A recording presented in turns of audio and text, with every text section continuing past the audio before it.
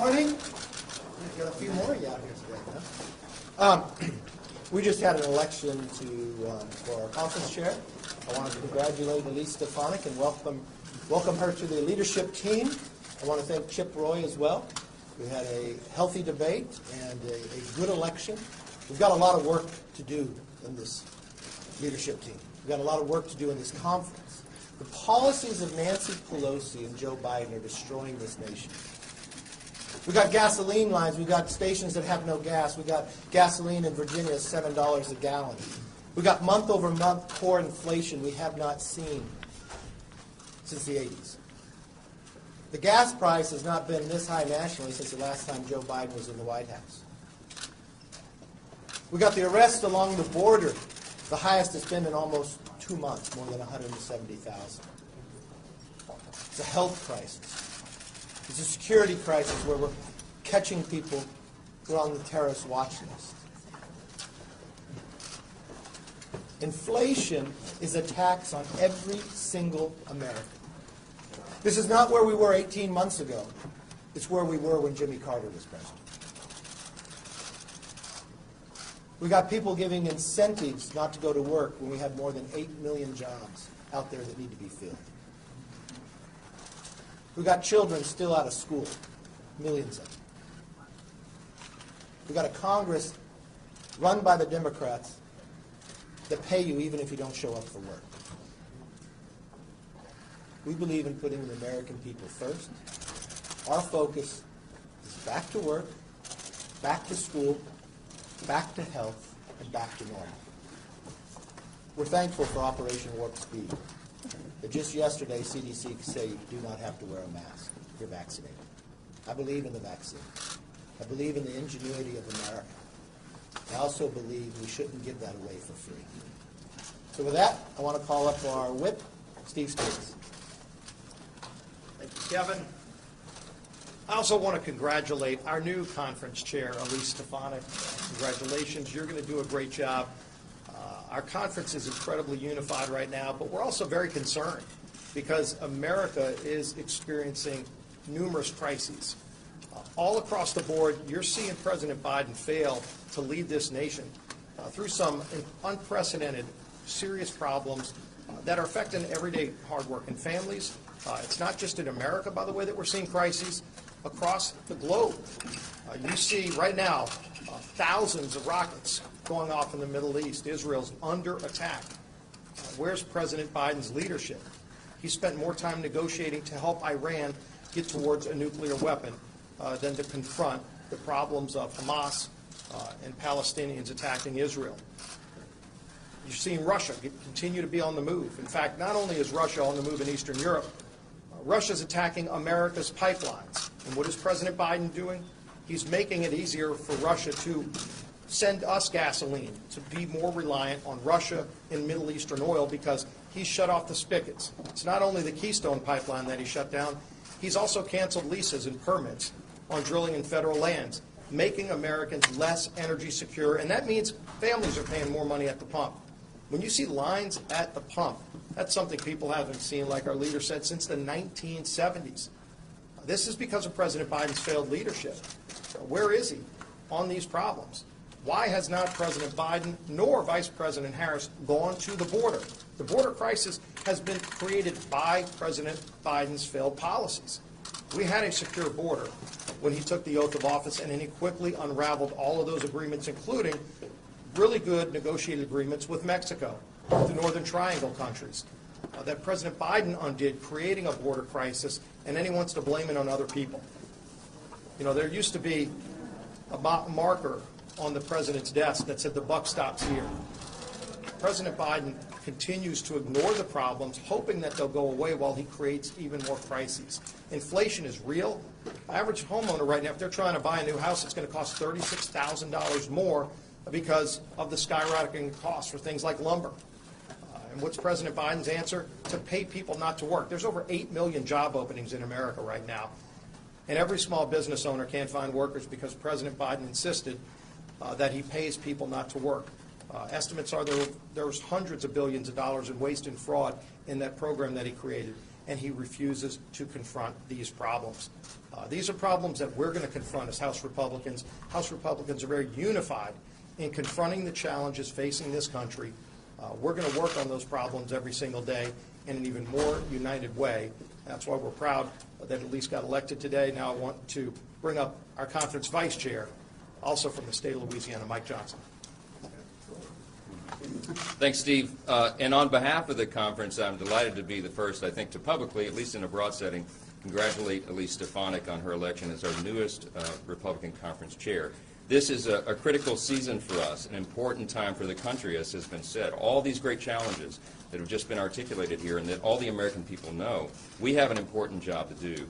Elise did a great job over the last several days, extraordinary job, reaching out to every member of the conference, presenting a vision for unified leadership.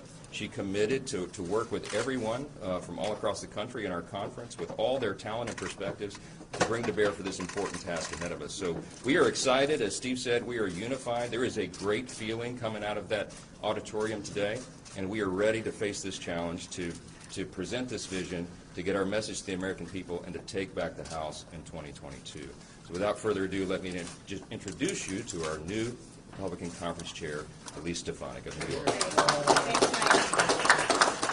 Well, first, I wanted to thank my colleagues for the opportunity to serve as the House Republican Conference Chair. I have prioritized listening to all members of our Republican Conference, and my focus is on unity because that's what the American people and that's what our voters deserve. I also want to thank this leadership team. I look forward to working with them in partnership, shoulder to shoulder, to make sure that we are fighting on behalf of hardworking Americans. I also want to thank President Trump for his support. He is a critical part of our Republican team. And of course, most importantly, I want to thank the voters of New York's 21st Congressional District, whom I'm honored to represent each and every day and fight for them. The American people are suffering under the far-left radical socialist policies of President Joe Biden and Speaker Nancy Pelosi. In just over 100 days, we have an economic crisis, we have a border crisis, and we have a national security crisis. The economic crisis, we see the worst jobs report in over 20 years. Unemployment is up, small businesses are struggling to hire workers, and Speaker Pelosi and Joe Biden's solution to that is to pay people to stay out of work rather than incentivizing people to get back to work. As Republicans, we are fighting to reopen the economy, to create jobs. We are fighting against the trillions of dollars of tax increases and the trillions of dollars of reckless spending. The border crisis. This is not only a national security and homeland security crisis, this is a humanitarian crisis. We see historic concerning numbers when it comes to human trafficking on the border, when it comes to drug trafficking on the border. Every single state in this nation is a border state and feels that impact. At home in my district, the northern border is being impacted because Border Patrol officers are being transferred from the northern border to the southern border. Republicans stand for border security. And of course, the national security crisis. We are seeing our strongest ally, Israel, under attack. And we have seen Joe Biden and Nancy Pelosi not step up to stand by and support Israel and prioritize outreach to adversaries like China and Iran. So I'm very excited for this opportunity. We are unified, working as one team, and the American people know that the stakes are incredibly high. We are going to fight for them each and every day against the destructive, radical, far-left socialist agenda of President Joe Biden and Nancy Pelosi that's destroying America. And I'll go to the first question from the New York Post. Julie. So you kind of came under fire from some conservatives that are concerned about your record. Are you concerned about, I mean, kind of unifying your message, but given those criticisms going into your the vote, I guess how you kind of overcome that? Listen, the Republican Party is a Big Ten party, and my district is the story of the growth of the Republican Party. My district voted for President Obama by double digits, and it voted for President Trump and myself by double digits. We have worked to grow the Republican Party, and Nancy Pelosi has her slimmest majority in a generation. We are going on offense and are going to win back the majority in 2022. This is about being unified. I'm a proud conservative Republican, and I will fight for the Republican conference. But how can you be unified? Scott. Is President Trump the leader of the Republican Party? I believe that voters determine the leader of the Republican Party, and President Trump is the leader that they look to. I support President Trump. voters support President Trump. He is an important voice in our Republican Party, and we look forward to working with him. But how can you be unified so long as you have some members who support the former president and some who don't? We are unified, and I look to the voters across America. Republican voters are unified in their support and their desire to work with President Trump, and we are unified as Republicans.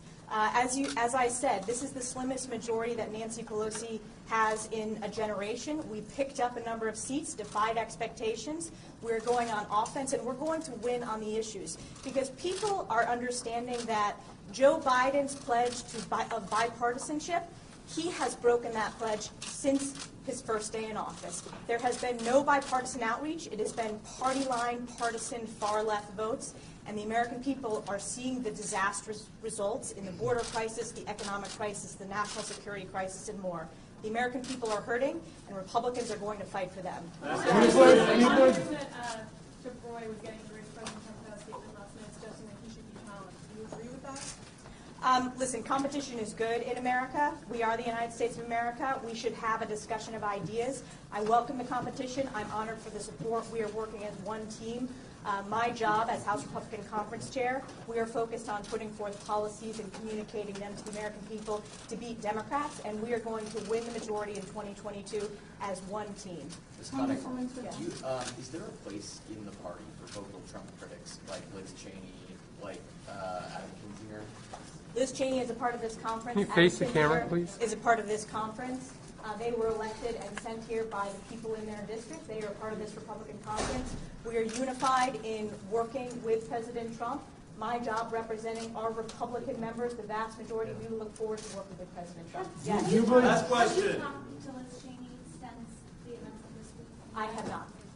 You Thank you, everybody. Do you believe Joe Biden? One last thing. Senator McCarthy. I want to wish our policy chair right here, happy birthday. Gary Palmer, it's his birthday today. And so, do you all remember the birthday song? Here we go. This is your birthday song. Hey! All right, everybody have a good weekend. We also have the January 6th commission. Leader McCarthy.